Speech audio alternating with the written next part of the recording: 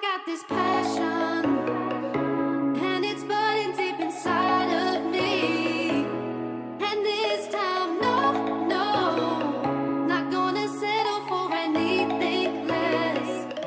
Before I started my room makeover, I said I was willing to spend around 30,000 pesos, thinking that I would have a lot of wiggle room. So, how much did I actually spend? Let's go ahead and find out.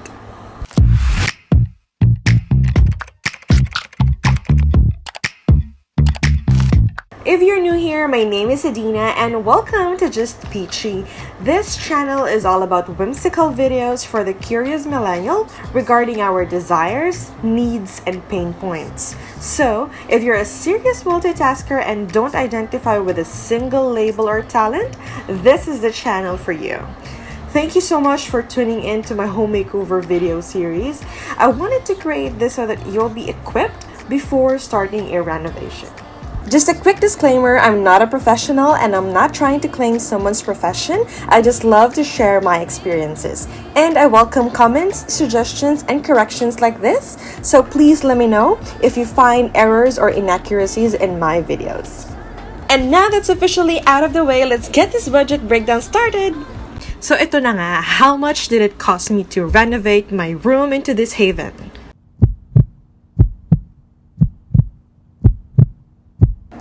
47,100. Hindi ko alam kung bakit ganyan. Tara po, sabay-sabay po nating alamin para kamustahin naman natin yung 30,000 kong budget initially. But the question there is, does that include my furnitures? Let's find out. Before I jump right in, maybe you're just diving into part 2 and you missed the first video. No worries. In the description box, you'll see the link that will take you to part 1. Here's what we'll cover. I divided the costing into 3 parts. That's renovation, furnishing, and decoration. And if you stay until the end of this video, you'll get an exclusive discount if you purchase a vanity set.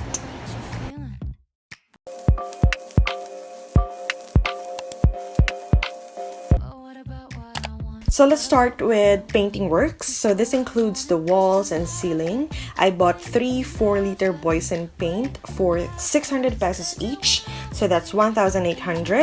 And I bought some paint rollers. I also bought yung mahaba para maabot ko yung mga matataas na parts. So there's no cost for labor since I did the paint job myself.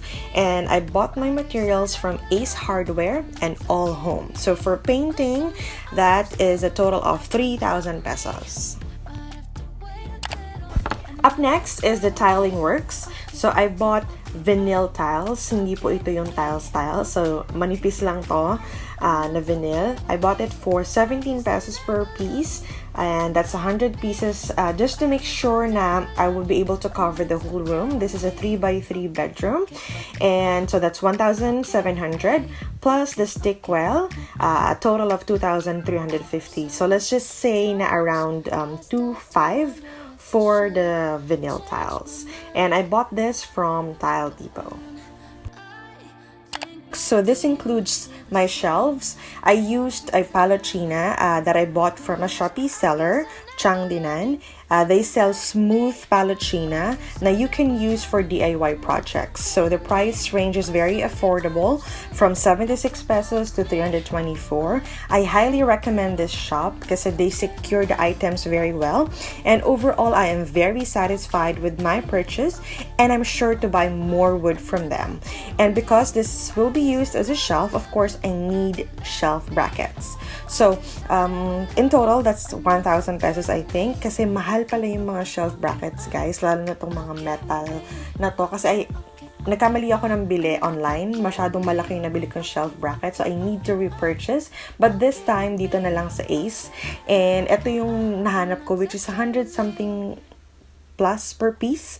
So since I bought 4, so that's almost 500 pesos na, plus the tools, the screws and bolts, and the spray paint. So overall for the furniture works, so let's just say that's 3,000 pesos.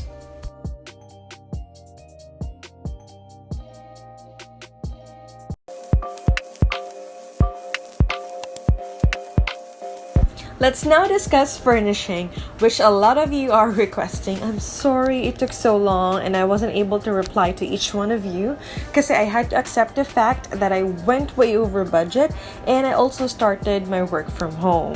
So I had a lot of comments and even messages on Facebook and Instagram and even via email. So if you belong to that super curious tribe, comment below because I made this video extra special with you guys in mind.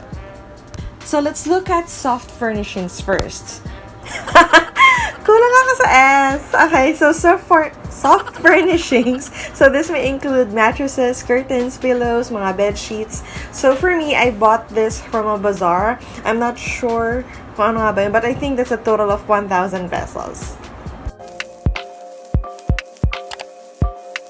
Alright, so furnishing na talaga tayo. So let's start with my chair. So I have the Nordic Chair. So this is only for 995 pesos. It's the lowest price I've seen. This is also from Shopee. This is such a steal kasi it's very comfortable and easy to assemble. So pinagrab ko lang to. Yung legs niya naka-assemble na. So I just had to screw it dito sa pinakaupuan. So I bought this from CS Raffles Technique.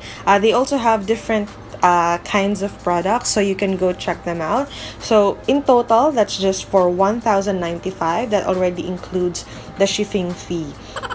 Shipping fee. Okay, so next is the study table with two drawers. Okay, so I bought this from Concept sa Shopee for 2,150. Tapos yung shipping fee for a total of 2,600. Maganda naman yung table. For me, it's very spacious and talagang marami kang pwedeng ilagay. The only thing is the table doesn't have drawer slides and I'm big on drawer slides. So you have to be careful whenever you pull it out. And whenever you're writing, it's not that sturdy, so it's very wobbly. So just manage your expectation, but I'm still grateful for this table, given that I got it for 2,000, so that's not bad at all. But here's a tip, just make sure you know the measurements of what you're shopping for. So, buying furniture without measuring is a no-no. This happened to me when I bought this table. Syempre, ang ganda niya sa picture and mukhang sakto naman. Although, okay naman talaga yung size niya if you'll just look at the table itself. Pero pag pinasok mo na siya dito sa kwarto ko, I think it's taking too much of the space, diba? Because our eyes might be playing tricks whenever we shop online just looking at the picture. So it's better if you measure or even mark with tape the area available for each major piece so that you can figure out an acceptable size range.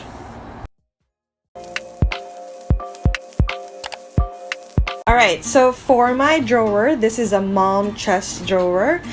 Made to order to from Vanity Station, Philippines for 12,000 pesos. So this is a chest of 4 drawers. Ang measurement nito is 28 inches for the length, 14 inches width, and 48 inches yung height. And guys, sobrang ganda ng quality ng drawer na to compared sa mga nakita ko sa mall na nagre-range din naman sa 10,000 to 11,000. So, I made sure na since maglalabas din naman ako ng pera, kahit na 12,000 yon, I know na it would last me years. And so far, sobrang gustong-gusto ko talaga tong drawer na to. And one thing I really like about this drawer is meron siyang drawer slides. So, smooth running drawers with pull-out stop. So, hindi ako nag-worry na masisira ko agad yun kada pull-out. And aside from that, yung wood na ginamit nila is marine wood, which I already mentioned dun sa first video. And that brings us to my vanity set. So, pinagsabay ko na tong orderin. Same seller. And this is for 16,000. So, the measurement of this vanity set is 32 inches in length, 18 inches sa width, and then 64 inches sa height. Pero nung dineliver to, hindi pa kasama yung bulb. So, I had to buy it separately. I think that's 60 pesos each. So, meron siyang 10 sockets. So, that's 600 pesos in total. And, of course, may shipping fee kasi galing sila ng QC and nasa Cavite ako. So, I think that's around 1,000 pesos for both of them na naman. And as part of my tribe, you'll receive 500 peso off. So stay tuned until the end of this video to know how. For my next video, you can watch a more detailed review of my experience with Vanity Station Philippines, and you'll know why I recommend them. I'll also share where you can visit their showroom and how much deposit is needed, how you can customize the products like change color, add and remove things, etc. So basically, that's a how to order video. And please make sure you subscribe so you'll be notified once it's posted. Liking my video and subscribing to my channel really helps to support me.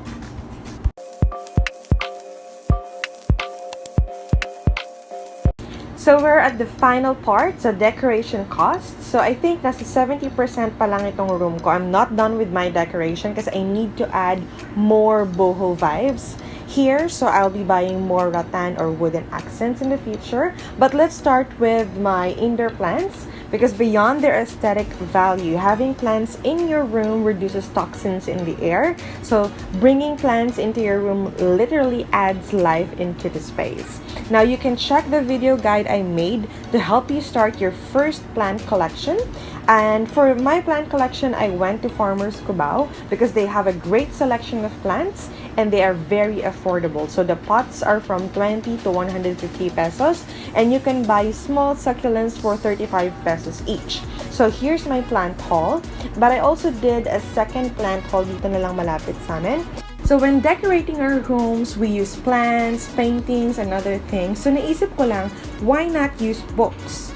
So I've stacked a few books that I've purchased from book sale to support the color scheme that I'm trying to achieve in my room. So ito yung mga hardbound books na kapag tinanggal mo yung case cloth or yung case cover niya, you will see the spine that's so perfect. You just have to find the perfect color for your room and then you can use it as a decor. So this is a look that I can't resist.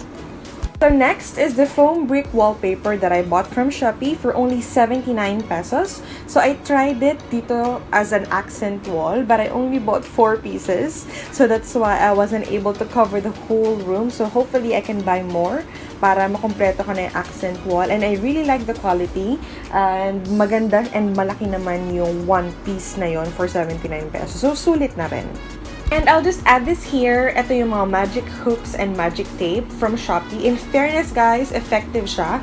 So, ayoko naman kasi mag-drill para hindi naman butas-butas yung kwarto ko. So, it's also effective. Syempre, I used it dito sa gilid ng vanity set ko. Ayoko naman butasan yon. So, I just stick this and in fairness, kahit mabigat yung sinasabit, effect siya. So, you can go and check them out kasi maganda yung quality ng products. Alright, so there you have it. That's the budget breakdown of my extreme bedroom makeover. I hope you enjoyed this video, Peaches. Liking my video and subscribing to my channel really helps to support me. I do upload videos once a week, every Sunday, and for the first hour, I'm there responding to comments. Please do follow me on Instagram, Facebook, and Twitter para we can chat. I'll be waiting for you, so come say hi, okay? Thank you so much for staying until the end of this video. So how to get 500 off from Vanity Station? First is make sure you follow Just Peachy and Vanity Station Philippines on all social media platforms. Then, take a screenshot of this video voucher and present it to them when you order a vanity set or drawer. So what are you waiting for? Take a screenshot now!